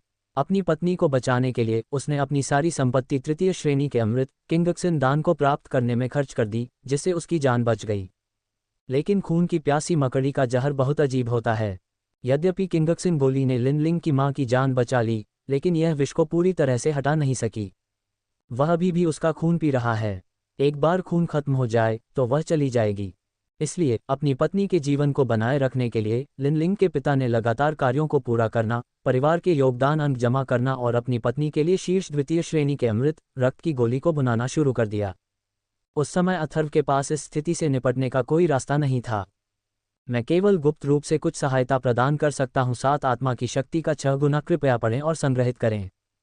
क्या होगा अगर मैं आपकी समस्या हल कर सकूं? अपने दिल में गंदे विचारों को दबाने के बाद अथर्व मदद नहीं कर सका, लेकिन लिनलिंग पर अपनी नजरें गड़ाए रहा और एक गंभीर अभिव्यक्ति के साथ जारी रहा। क्या आप कीमियागर बनना चाहते हैं? अथर्व की बातें सुनकर लिनलिंग थोड़ा चौंकने से खुद को रोक नहीं सका, लेकिन तभी उसकी आंखों में उत्साह की झलक दिखाई दी और उसने उम्मीद भरी नजर से कहा, सचमुच सचमुच सचमुच, क्या मैं सचमुच कीमियागर बन सकता हूँ? निश्चित रूप से। अथर्व का सकारात्मक उत्तर प्राप्त करने के बाद लिनलिंग को अचानक अपने दिल में खुशी की लहर महसूस हुई। कीमियागर, मैं एक कीमियागर बन सकता हूँ। एक पल के लिए लिनलिंग अपनी मुट्ठियां बंद करने से खुद को रोक नहीं सकी और उसका पूरा शरीर उत्तेजना से कांपने लगा। वह बहुत खुश थी। अप्रत्याशित रूप से वह जो सपना देख रहा था वह अंततः सच हो गया। हालांकि वह नहीं जानती थी कि अथर्व ये कैसे करेगा, लेकिन वह जानती थी कि पूर्वज उससे झूठ नहीं बोलेंगे। आखिरकार एक छोटी बच्ची के पास झूठ बोलने लायक कुछ भी नहीं था। मासूम लड़के, नीचे जाओ। याद रखना, मेरी स्थिति किसी को मत बताना, यहाँ तक कि अपने माता पिता और बच्चों को भी नहीं। उत्साहित लिनलिंग को देखकर अथर्व मुस्कुराने से खुद को रोक नहीं सका। उसने पलटकर लिन वुई को देखा, जो ईर्ष्या से पूर्व को देख रहा था, और निर्देश देने से खुद को रोक नहीं सका। हाँ, पूर्वज। लिन वुई लिन परिवार की वर्तमान स्थिति के बारे में बहुत स्पष्ट था। कुछ देर सोचने के बाद उसे पता चला कि उसके पूर्वज के पास ली परिवार और तांग परिवार से आने वाली अफवाहों से निपटने का एक तरीका पहले से ही था। हो सकता है वे बस मछली के चारा खाने का इंतजार कर रहे हों। इसलिए बिना किसी हिचकिचाहट के मैंने सहमति दे दी। फिर वह कीमिया हॉल छोड़कर चला गया। ताकि पूर्वज को कोई परेशानी न हो, वह तुरंत वहां से नहीं गया, बल्कि मुख्य हॉल के बाहर पहरा देता रहा। लिंगर, पैर मोड़कर बैठ जाओ और अपना मुंह खोलो। लिन वुई को इतना जानकार देखकर अथर्व अपनी आंखों में प्रशंसा के भाव दिखाने से खुद को रोक नहीं सका। बिना किसी देरी के वह लिनलिंग की ओर मुड़ा और आदेश दिया। ये सुनने के बाद वह उत्साह से उभरी और अपने पूर्वज को धन्यवाद देने के लिए एक बड़ा उपहार देने वाली थी। वह रुक गया और कुछ कहने के लिए अपना मुंह खोलना चाहा, लेकिन अथर्व ने उसे बीच में रोक दिया। ठीक है, छोटी बच्ची की तरह व्यवहार मत करो। अगर तुम मुझे धन्यवाद देना चाहती हो तो बस कीमिया का अध्ययन करो और महान चू राजवंश की प्रतिभाओं की तथाकथित सूची में शामिल हो जाओ, ताकि तुम्हारे पूर्वज खुश रह सकें। लिन चेन, जो 2 जीवन जी चुका था और 100 से अधिक वर्षों तक जीवित रहा था, अभी भी समझ नहीं पाया था कि वह क्या सोच रही थी, इसलिए उसने सीधे तौर पर कहा, ये लिंगर है जो मुसीबत में है। मैं अपने पूर्वज को निराश नहीं करूंगा। ये सुनकर लिनलिंग की आंखें भावनाओं से चमकने से नहीं बच सकी और वह गंदे महसूस किए बिना क्रॉस लेग बैठ गईं। फिर उसने अपना लाल छोटा सा मुंह खोला। वूश! ये देखकर अथर्व ने अपनी उंगली हिलाई और आत्मा को पोषण देने वाली गोली, जो उसने बहुत पहले तैयार की थी, लिनलिंग के मुंह में डाल दी, जिससे उसने अनजाने में उसे निगल लिया। बहुत खूब! अमृत उसके मुंह में पिघल गया और लिनलिंग के दिमाग में अत्याचारी आत्मा शक्ति की लहरें फूट पड़ीं, जिससे उसका चेहरा अचानक विकृत हो गया। उसके पूरे शरीर में एक अवर्णनीय पीड़ा दौड़ गई, लेकिन फिर भी लिनलिंग ने बिना कुछ कहे इसे सहन कर लिया और विरोध करने का इरादा किया। ये समझ में आता है कि आपके परिवार का भाग्य आपका साथ दे रहा है। लिनलिंग की दृढ़ता को देखकर अथर्व अपनी आंखों में प्रशंसा का भाव दिखाने से खुद को रोक नहीं सका और संतुष्टि के साथ सिर हिलाया। वह मूलतः दवा को परिष्कृत करने के लिए तुरंत कार्रवाई करना चाहती थी, लेकिन वह ऐसा करने से खुद को रोक नहीं सकी। बस इतना ही। 1 सांस, 2 सांस, 3 सांस, पूरे 5 सांस का समय बीत चुका था और जब लिनलिंग एक सीमा पर पहुंच गया, अगर उसने विरोध करना जारी रखा तो न केवल वह आत्मा को पोषण देने वाली गोली द्वारा लाए गए लाभों का आनंद लेने में सक्षम नहीं होगा, बल्कि वह क्षीण हो जाएगा और उसे प्रतिकूल प्रभाव भी सहना पड़ेगा। उसके बाद ही उन्होंने कार्रवाई की। लिंगर, अपने मन को शांत करो और मुझे अपने शरीर को नियंत्रित करने दो। तुम्हारा मन उस शक्ति के अनुसार काम करेगा जो मैं तुम्हारे शरीर में संचारित करूंगा।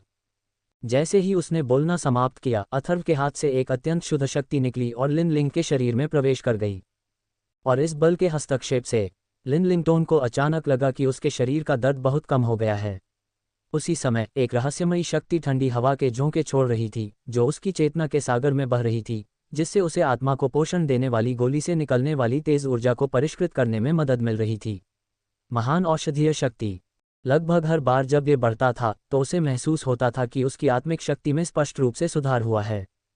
बस इतना ही, पलक झपकते ही 1 घंटा बीत गया। अथर्व की मदद से लिनलिंग ने अंततः आत्मा को पोषण देने वाली गोली को परिष्कृत कर लिया। आम लोगों की आत्मा शक्ति का 6 गुना, बुरा नहीं। पूरे चू राजवंश को देखते हुए ये गुणक एक प्रतिभा के रूप में माना जा सकता है। लिन चेन, जिसके पास भाग्य की आंख थी, वह बहुत अच्छी तरह से जानता था कि लिनलिंग की आत्मिक शक्ति कितनी मजबूत थी। मार्शल आर्ट योग्यता की तुलना में एक कीमियागर द्वारा आवश्यक आत्मिक शक्ति का एल्गोरिथम सरल है। 3 गुना अधिक आत्मिक शक्ति निम्न स्तर के कीमियागरों के बराबर होती है। 4 गुना आत्मबल एक मध्यम योग्यता वाले साधक के बराबर है। और इसी तरह आत्मा की 6 गुना शक्ति पहले से ही एक उच्च स्तरीय रसायनज्ञ के बराबर है। बाकी किसी भी बात के अलावा जब तक आप कठोर अभ्यास पर ध्यान केंद्रित करते हैं और तीसरी श्रेणी के कीमियागर बनते हैं तब तक कोई समस्या नहीं होगी। यदि कुछ अवसर हों तो महान चौथे स्तर का कीमियागर बनना असंभव नहीं है। लिंगर, आपकी साधना के लिए धन्यवाद पूर्वज।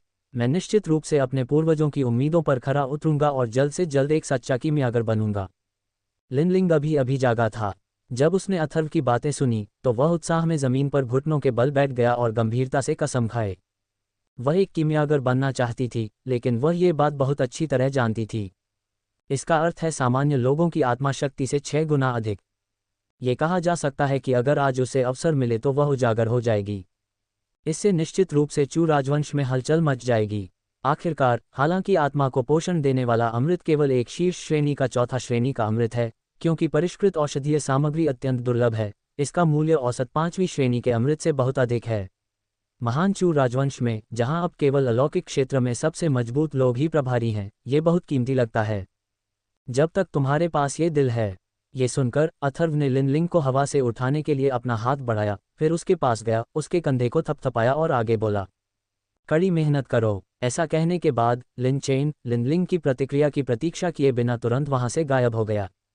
दवा शोधन हॉल से बाहर निकलने और लिन वू को दरवाजे की रखवाली करते हुए देखने के बाद अथर्व का दिल द्रवित हो गया और उसने शीर्ष कौशल को स्थानांतरित कर दिया, जो कि लिन वुडी और अन्य लोगों द्वारा कुछ दिनों में जनजाति को बैचों में सिखाया जाना था।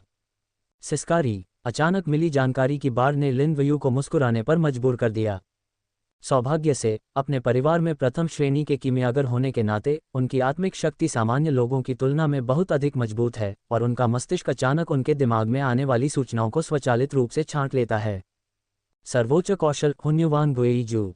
अपने मन में जानकारी को महसूस करते हुए लिन वहुई दंग रह गया। हालांकि यह इस समय था 8 अध्याय 8 कड़ी मेहनत करने वाला लिनलिंग, कृपया एकत्र करें और पढ़ें। हालांकि यह इसी समय की बात है।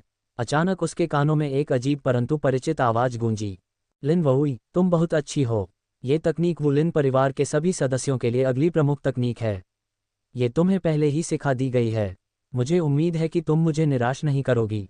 मैं अपने पूर्वज को पुरस्कार के लिए धन्यवाद नहीं देना चाहता। ये सुनने के बाद लिन वयू एक पल के लिए स्तब्ध रह गया और फिर उत्साह के साथ उसने उस स्थान पर सिर झुकाया जहां उसके पूर्वज आमतौर पर पीछे हटते थे। आप जानते हैं, वह अपने मन में मौजूद जानकारी के माध्यम से यह जानता है। यद्यपि यह हुन्युवान गुएइजू केवल एक शीर्ष स्तरीय कौशल है, रहस्य के संदर्भ में यह सामान्य मानव स्तर के कौशल से बदतर नहीं है। उदाहरण के लिए उसे ही ले लीजिए। सैद्धांतिक रूप से एक कीमियागर के रूप में आप केवल अग्नि विशेषता तकनीकों का अभ्यास कर सकते हैं। हुन्युवान गुएइजू, ये नाम स्पष्ट रूप से अग्नि विशेषता से मेल नहीं खाता है। हालांकि इससे लिन वहुई के अभ्यास पर कोई असर नहीं पड़ा, क्योंकि हुन्युवान गुएइजू आपकी अपनी विशेषताओं के आधार पर एक ऐसी तकनीक में विकसित हो सकती है जो आपके लिए अधिक उपयुक्त है। उदाहरण के लिए, उसके पास एक मजबूत अग्नि विशेषता प्रतिभा है। हुन्युवान गुएइजू का अभ्यास करने के बाद वह हुन्युवान अग्नि को विकसित कर सकता है, जिसका न केवल कीमिया प्रक्रिया पर कोई प्रभाव नहीं पड़ता है, बल्कि यह आशीर्वाद भी प्रदान करता है। ये कैसे संभव था कि लिन वहुई उत्साहित न होती? पूर्वज, आप सचमुच रहस्यमय हैं। आप ऐसी तकनीकों में भी निपुण हो सकते हैं। मेरे दिल में बहुत सारी भावनाएं उठीं। जैसे ही दरवाज़ा खुलने की चरमराहट की आवाज़ उसके कानों में पड़ी, लिन वहुई ने चारों ओर देखा। अचानक सफ़ेद पोशाक पहने लिनलिंगना की सुंदर आकृति चमकदार सूरज के नीचे एक सुंदर परी की तरह उसके सामने प्रकट हुई, मेरी आंखों के सामने। हालांकि उनका ध्यान इस ओर नहीं है। जिस बात ने उसे अपना मुंह खोलने पर मजबूर किया वह ये थी कि लिनलिंग द्वारा प्रकट किए गए शक्तिशाली आत्मा के उतार चढ़ाव वास्तव में उससे कहीं अधिक शक्तिशाली थे। तुम्हें पता है, वह एक प्रथम श्रेणी का कीमियागर है। यद्यपि आत्मबल की प्रतिभा निम्नतम स्तर की ही है, लेकिन लिन परिवार के समर्थन के कारण उसके पास अमृत को परिष्कृत करने के लिए औषधीय सामग्रियों की एक सतत आपूर्ति थी, जिससे उसे अपनी आत्मिक शक्ति का पूर्ण उपयोग करने में सहायता मिली। यद्यपि उनकी आत्मशक्ति की गुणवत्ता अभी भी सामान्य लोगों की तुलना में 3 गुना है, तथापि मात्रा बहुत अधिक हो गई है। यहाँ तक कि वे कीमिया प्रशिक्षु जो मध्यवर्ती कीमिया प्रतिभा रखते हैं, लेकिन प्रथम स्तर के कीमियागर के स्तर तक नहीं पहुँचे हैं, वे भी उसकी आत्मिक शक्ति के समान शक्तिशाली नहीं हैं। क्या इस लड़की लिनलिंग की आत्मिक शक्ति की गुणवत्ता सामान्य लोगों से 5 गुना अधिक नहीं है? सिस्कारी, ये सोचकर लिनव्यू ठंडी हवा की सांस लेने से खुद को रोक नहीं सकी और उसके दिल में जो सदमा लगा वह अवर्णनीय था। यहाँ तक कि लिनलिंग ने भी उनका अभिवादन किया और बिना कोई प्रतिक्रिया दिए वहां से चली गई। अभी भी अपनी जगह पर स्थिर खड़ी वह अपने दिल में बुदबुदाने से खुद को नहीं रोक सकी।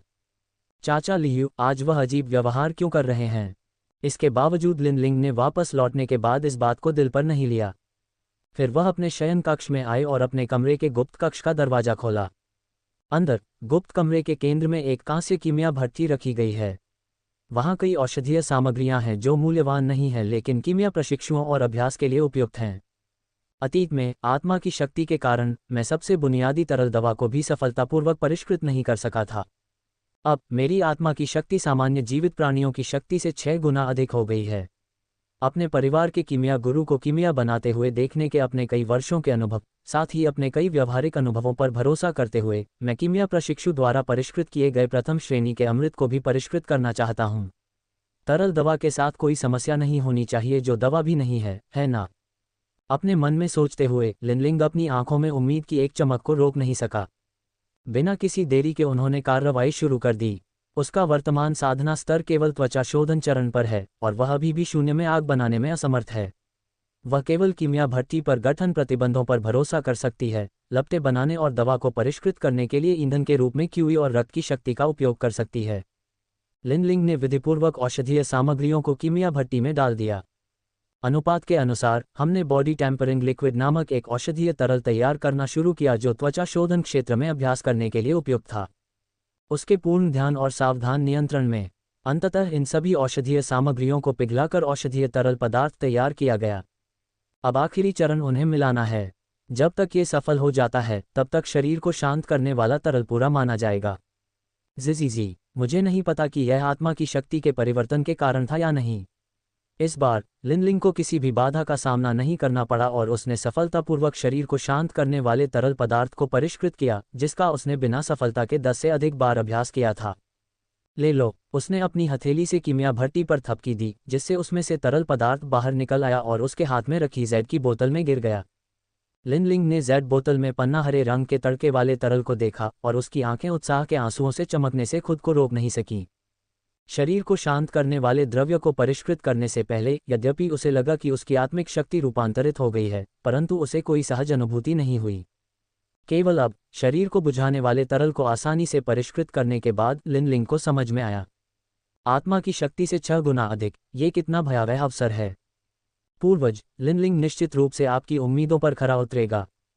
ये सोचते हुए लिनलिंग की आंखें दृढ़ संकल्प के साथ चमकने से नहीं बच सकी क्योंकि उसने गुप्त कमरे में औषधीय सामग्रियों को देखा था। एक क्षण भी अधिक अभ्यास किए बिना उसने तुरंत स्वयं को पुनः कीमियागिरी में झोंक दिया। कई घंटों तक वह रुकी रही जब तक कि गुप्त कक्ष में संग्रहित सभी औषधीय सामग्रियां समाप्त नहीं हो गईं। इस समय लिनलिंग के हाथ में शरीर को शांत करने वाले तरल पदार्थ से भरी 9 और जेड बोतलें थीं।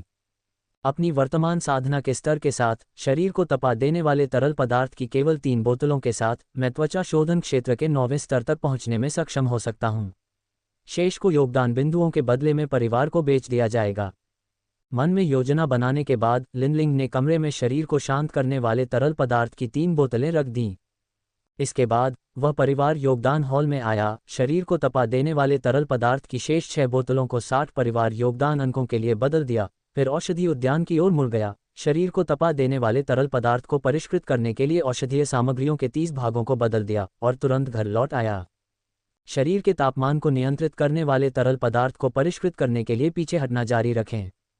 इसी तरह पलक झपकते ही 7 दिन बीत गए। लिनलिंग के निरंतर प्रयासों से उसकी कीमिया कौशल अधिक से अधिक कुशल होती गई। पर्याप्त संसाधन आपूर्ति के साथ उसकी साधना का स्तर शरीर शोधन क्षेत्र के 9वें स्तर तक पहुंच गया जैसा कि उसने चाहा था। और ये तब होता है जब लिनलिन अपने स्वयं के दायरे को दबा देता है और व्यावहारिक रूप से अपनी नींव का निर्माण जारी रखता है। अन्यथा वह इस क्षेत्र के शिखर पर पहुंच गई होती और हड्डी गढ़ने के क्षेत्र से केवल एक कदम दूर होती। मैं अंततः शक्ति संचय गोली के साथ एक प्रथम श्रेणी की कीमियागर बन गया हूं। उसके हाथ में गोल गोली देखकर लिनलिंग की आंखें उत्साह से भर गईं। अपने निरंतर अभ्यास से संचित ज्ञान और आत्मा की 6 गुनी शक्ति पर भरोसा करते हुए वह 10 से अधिक बार असफल होने के बाद अंततः प्रथम श्रेणी के प्राथमिक अमृत शक्ति संचय अमृत को परिष्कृत करने में सफल रही। यद्यपि संचित अमृत सबसे सरल और परिष्कृत करने में सबसे आसान है, फिर भी यह एक उच्च श्रेणी का अमृत है। लेकिन जब तक लिनलिंग प्रथम श्रेणी की कीमिया में प्रवेश करती है और उसे परिष्कृत करती है, तब तक ये साबित हो जाएगा कि वह पहले से ही प्रथम श्रेणी की कीमियागर है, लेकिन उसे अभी तक कीमियागर एसोसिएशन द्वारा प्रमाणित नहीं किया गया है। हाँ, इतने लंबे समय तक एकांत में रहने के बाद मेरी आत्मा थकावट की स्थिति में पहुंच गई है और अभ्यास जारी रखना उचित नहीं है। मैं बस इन औषधीय तरल पदार्थों और शक्ति चार्जिंग गोलियों को पारिवारिक योगदान बिंदुओं के लिए बदलना चाहता हूं और फिर अच्छी नींद लेना चाहता हूं। अपने मन से आती थकान को महसूस करते हुए लिनलिंग ने गोली को परिष्कृत करना जारी रखने की हिम्मत नहीं की और गुप्त कमरे से बाहर निकल गया। उसी समय लिन चेन, जो एकांतवास में था, ने अपने मन में सिस्टम के यांत्रिक और ठंडे संकेत सुने। मेजबान को बधाई। 9 अध्याय 9 तलवार की मंशा को समझना। कृपया एकत्र करें और पढ़ें। मेजबान को बधाई। परिवार के वंशज लिनलिंग प्रथम श्रेणी के कीमियागर बन गए हैं। उन्हें एक पुरस्कार मिला है, द्वितीय श्रेणी के शीर्ष कीमियागर की अनुभव पुस्तिका और 5000 भाग्य अंक। एक शीर्ष स्तरीय द्वितीय स्तरीय कीमियागर के नोट्स। इसमें एक शीर्ष स्तरीय द्वितीय स्तरीय कीमियागर के सभी कीमिया टिप्स और यहां तक कि नुस्खे भी शामिल हैं। सिस्टम से पुरस्कार देखकर अथर्व अपने चेहरे पर हल्की मुस्कान लाए बिना नहीं रह सका। उन्हें इस बात पर आश्चर्य नहीं हुआ कि लिनलिंग इतनी जल्दी प्रथम स्तर का कीमियागर बन सकता है। आखिरकार आत्मा को पोषण देने वाली गोली को परिष्कृत करने में उसकी दृढ़ता ने उसे आश्चर्यचकित कर दिया।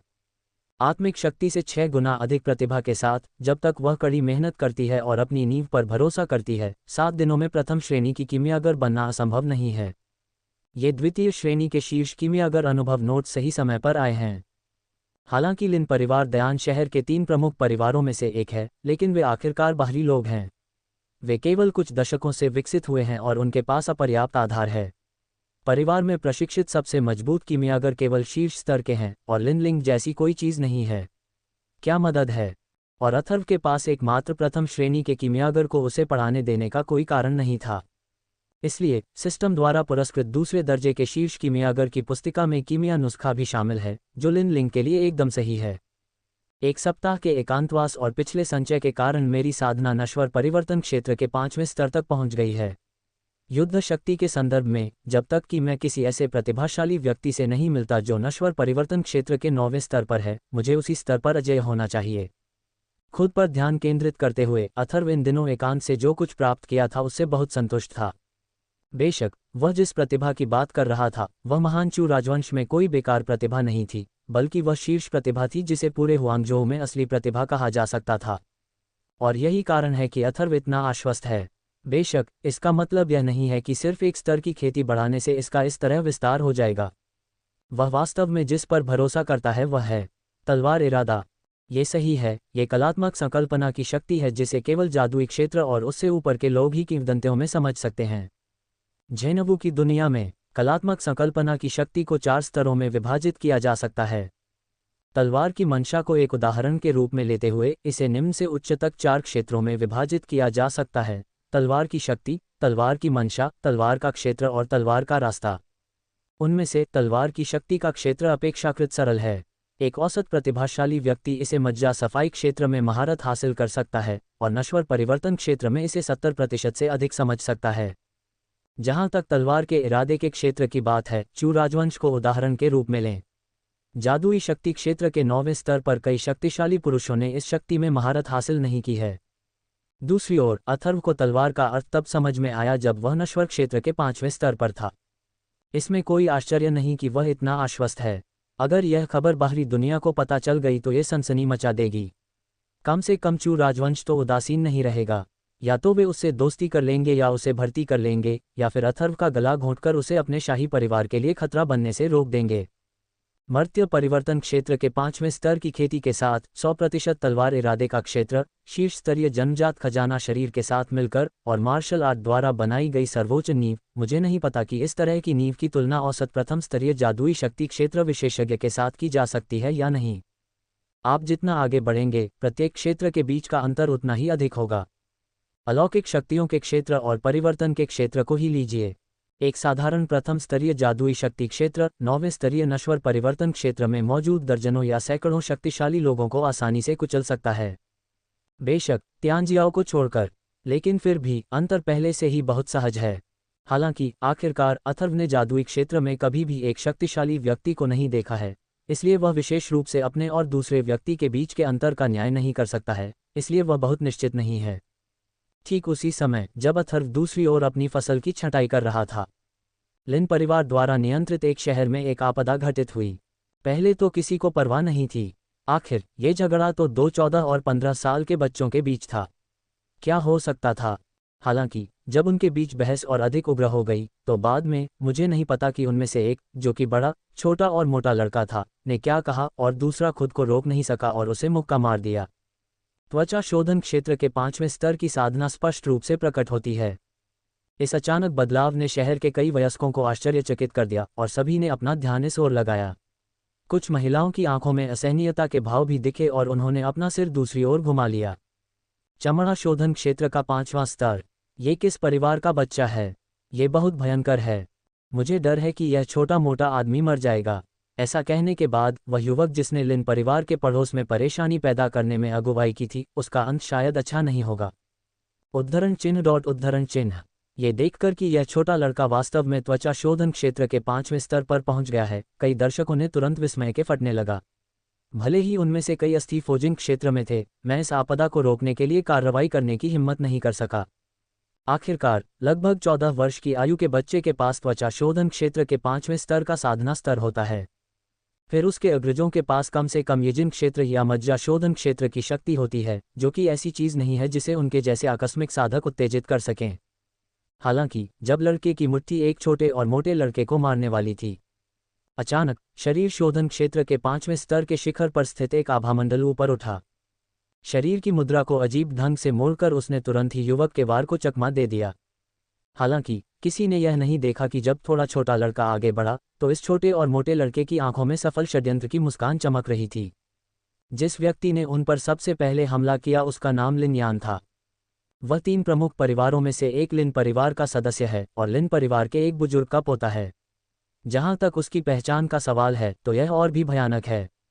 वह 3 प्रमुख परिवारों में से एक ली परिवार से आता है और वह परिवार के वर्तमान मुखिया का सबसे छोटा बेटा भी है, यानी ली तियानगांग, जिन्हें यूनिवे संप्रदाय के सर्वोच्च बुजुर्ग ने शिष्य के रूप में स्वीकार किया था, उनके जैविक भाई थे। अरे, तुम्हें बेवकूफ़ बनाया गया है। मेरा मिशन पूरा हो गया है। जब तक मैं अपने परिवार के पास वापस लौटता हूं, मैं अपने पिता से अपनी साधना में उपयोग करने के लिए शरीर को शांत करने वाले द्रव की एक बोतल मांग सकता हूं। भाई ने कहा कि जब तक मैं 16 वर्ष की आयु से पहले हड्डी बनाने के क्षेत्र में प्रवेश कर लूं, तब तक वह मुझे अभ्यास करने के लिए यूनिवे संप्रदाय में ले जाएगा। जब उसने इस बारे में सोचा, तो लीतियान की अपने दिल में उत्साह की एक चमक महसूस करने से खुद को रोक नहीं सका। तुम्हें पता है, ये पौराणिक यूनिवे संप्रदाय है। संपूर्ण चू राजवंश पर नजर डालें तो वे शीर्ष 10 आतंकवादी ताकतों में से एक हैं।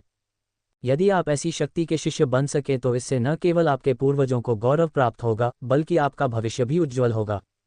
तुम कमीने, रुक जाओ। तुमने लिंजियाफेंग शहर में इतनी लापरवाही से काम करने की हिम्मत की। क्या तुम सोचते हो कि हम मौजूद नहीं हैं? जब ली तियान की भविष्य के बारे में कल्पना कर रहा था, अचानक उसके कानों में एक जोरदार चीख सुनाई दी। फिर, इससे पहले कि वह प्रतिक्रिया कर पाता, एक बहुत बड़े बल के कारण वह अनायास ही पीछे की ओर उड़ गया। पफ! वह 10 मीटर से ज्यादा दूर तक उड़ गया और फिर जमीन पर गिर पड़ा। ऐसा लग रहा था कि उसके अंदरूनी अंग कुचल गए थे और वह अपने आप को रोक नहीं पाया और उसके मुंह से खून की एक बड़ी धार निकल गई। मास्टर यान, क्या आप ठीक हैं?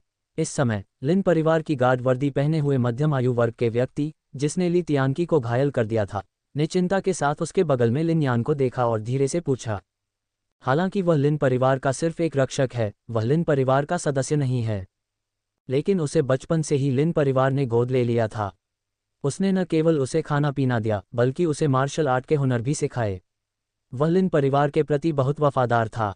यहाँ हलचल को भांपते हुए उसने जल्दी से अपने पहरेदारों को वहां भेजा और पाया कि लिन परिवार ली तियान की द्वारा पीटा जा रहा था और खतरे में था। इसलिए बिना सोचे समझे उसने गुस्से में कार्रवाई की और उसे हथेली से दूर कर दिया। 10 अध्याय 10 क्या आप मुझे धोखा दे रहे हैं कि लिन परिवार में कोई नहीं है? कृपया इकट्ठा करें, कृपया पढ़ें। मैं ठीक हूँ, जल्दी से आओ और देखो कि यह कमीना ली तियान की कैसा है। अगर वह ऐसे ही मर गया तो हम बड़ी मुसीबत में पड़ जाएंगे। इस अचानक दृश्य ने लिन यान को चौंका दिया। उसने प्रतिक्रिया व्यक्त करने के बाद जल्दी से मध्यम आयु वर्ग के गार्ड कप्तान को निर्देश दिए। यद्यपि वह लिन परिवार में युवा है, फिर भी वह कुछ बुनियादी बातों को जानता है। वे आमतौर पर लड़ते झगड़ते रहते हैं, यहाँ तक कि एक दूसरे को गंभीर रूप से घायल भी कर देते हैं। जब तक उसका जीवन खतरे में नहीं है और उसकी साधना समाप्त नहीं हो जाती, तब तक मुक्ति की गुंजाइश बनी रहती है। लेकिन अगर उसकी मृत्यु हो जाती है तो इससे दोनों परिवारों के बीच टकराव या लड़ाई शुरू हो सकती है। आखिर ली तियान की ली परिवार के मुखिया का बेटा था। अगर उसे पीट पीट कर मार डालने पर भी उन्होंने कोई प्रतिक्रिया नहीं दी तो उन्हें इस दुनिया में खिलवाड़ नहीं करना चाहिए। हाँ मास्टर, ये सुनकर अधेड़ गार्ड कैप्टन के चेहरे पर भाव बदल गए। उसे उम्मीद नहीं थी कि इस युवक की पहचान इतनी चौंकाने वाली होगी, इसलिए उसने अपने पैर उठाए और ली तियान की ओर चल दिया। हालांकि इस समय आसमान से एक तेज गति आई, जिसके साथ फर्श टूटने की तेज आवाज भी आई।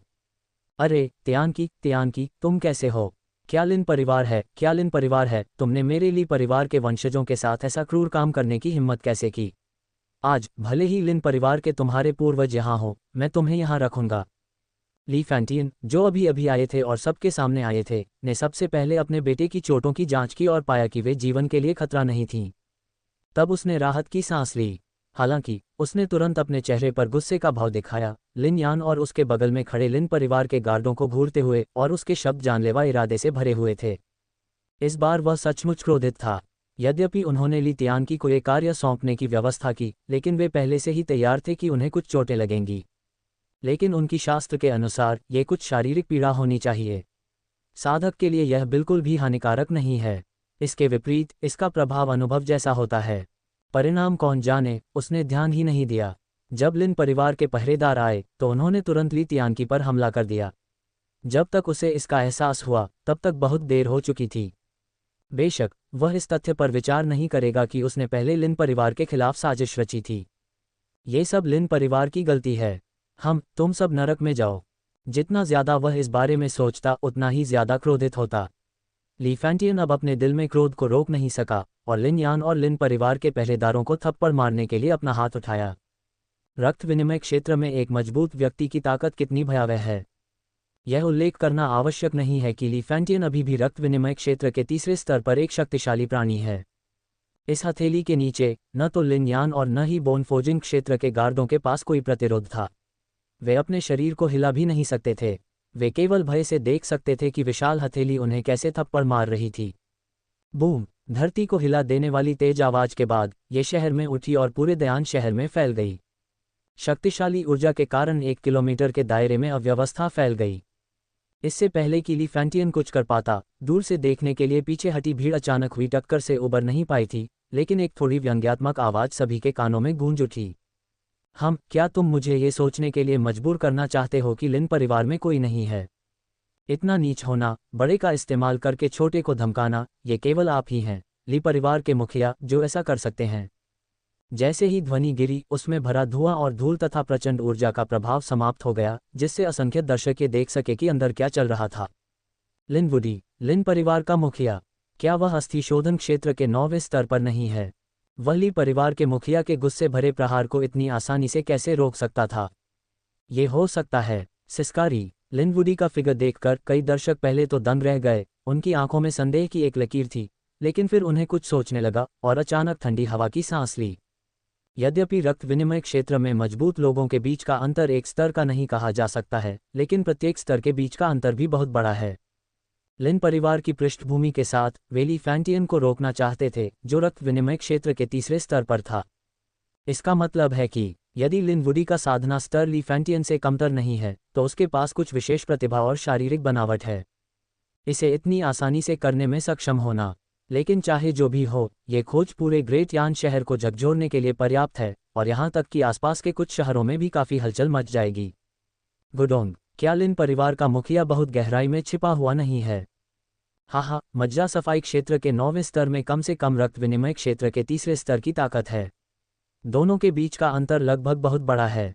3 प्रमुख परिवारों में से एक के मुखिया के रूप में वह वास्तव में इसे सहन कर सकता है।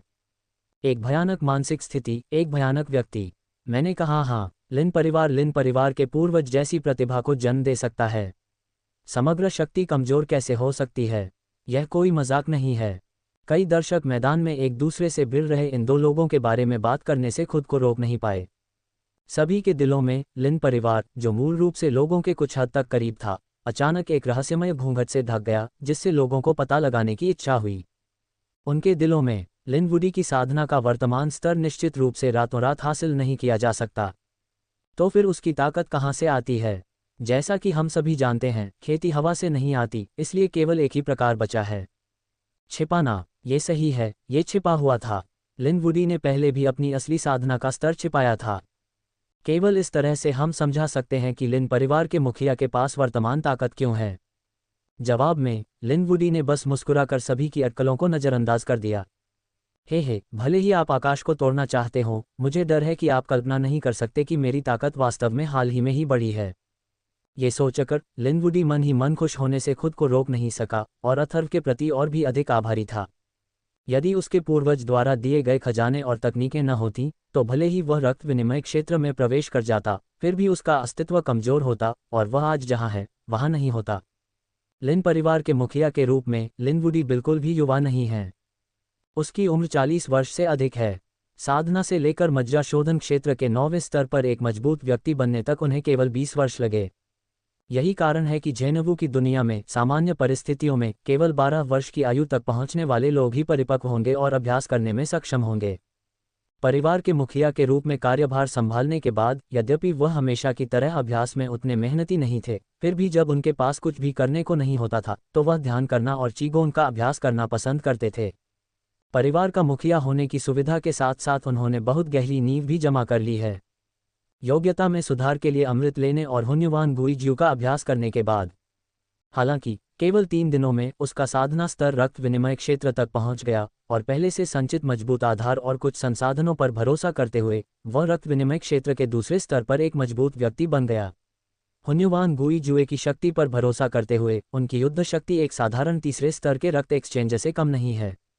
और उसके अलावा लिन परिवार के ताकतवर लोग भी रक्त विनिमय क्षेत्र में प्रवेश कर चुके हैं, लेकिन क्योंकि वह अधिक शक्तिशाली था, इसलिए वह पहले यहां पहुंच गया।